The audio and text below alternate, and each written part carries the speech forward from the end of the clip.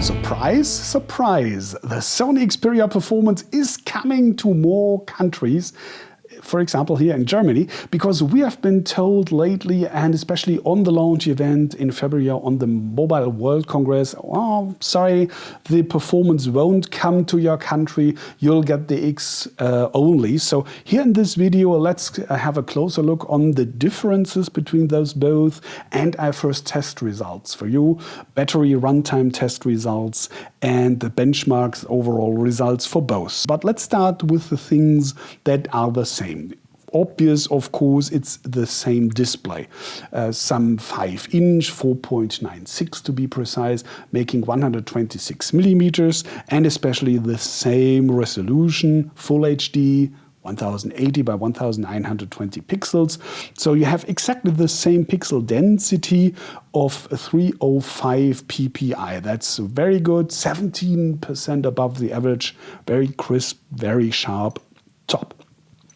A little difference I've detected in the brightness. I've measured here 541 nits, that's 16% above the average, and here it's 480, that's 3% above the average. So totally okay too, but 13% brighter here in case you're interested in things like that.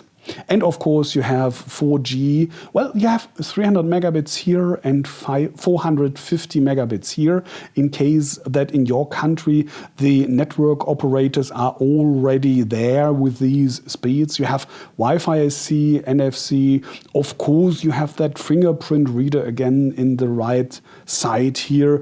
Same cameras, 13 megapixels, 23 megapixels. So no 4K video, by the way, in both of them. Maybe overheating problems, I'm not quite sure, but Full HD is totally enough. Full HD on the front too. So widely the same.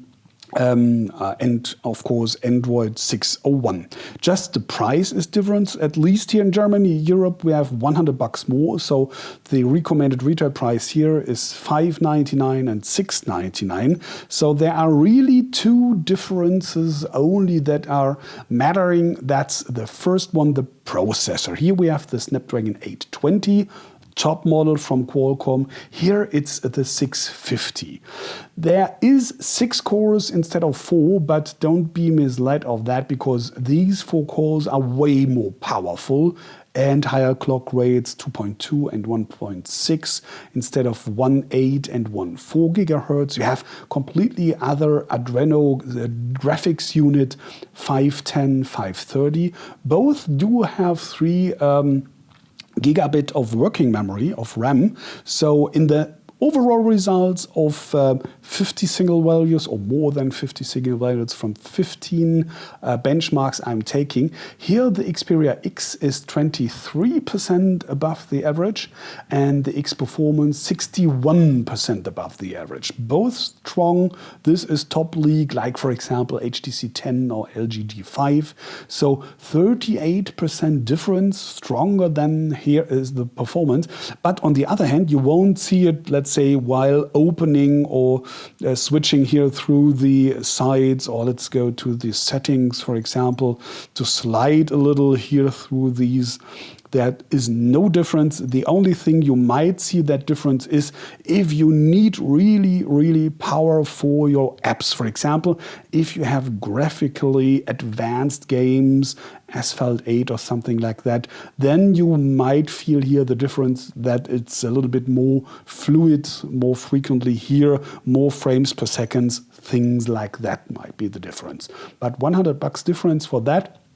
Well, and especially the second really significant difference is the battery runtime test. Both are fixed, of course, because in both cases, let's see here on the backside, these models have aluminum backside here, but no unibody, meaning the edge around here is a completely different piece of thing, and you will realize that, like on the Xperia X, unfortunately, in the winding test. First you hear creaking and cracking, and especially you see these dots here where the glass is pressing down onto the panel. That's nothing to be afraid of per se, but the problem might be in case you are one of these taking your phone example, for example, in the back pocket of your pants and sitting down on it, and this all the time, that doesn't have to, but might lead to problems with the pixels during some months or years of usage. So I would be advised to be careful with these devices. They are way more powerful and stronger devices. Just had the OnePlus 3, for example, or HTC 10.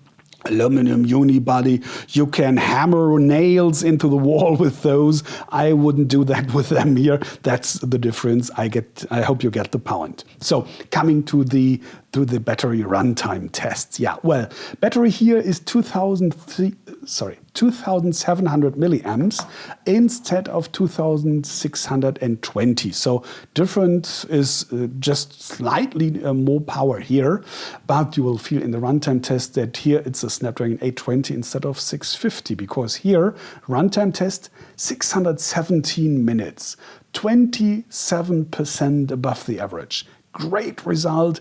Even heavy users should come through the day with that. Regular users, I get at least 2 days. And here it's 446 minutes. That's 8% below the average. So meaning we have a 28% difference here. The performance is running low of power earlier. So if you need the performance, be prepared that you might have to recharge during the day. Maybe you need a power pack or something like that. So unfortunately, it's no easy decision to say, okay, $100 more, but I have it. I grab the better one.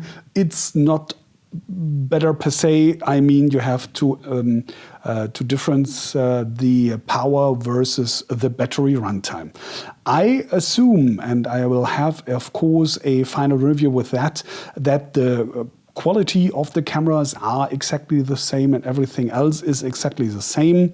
And in these, if this is true, well, that's a hard decision then between the Xperia X and the X Performance. That's, I hope, enough for you at the moment for a first impression here. Thank you for watching this video. Take care and bye.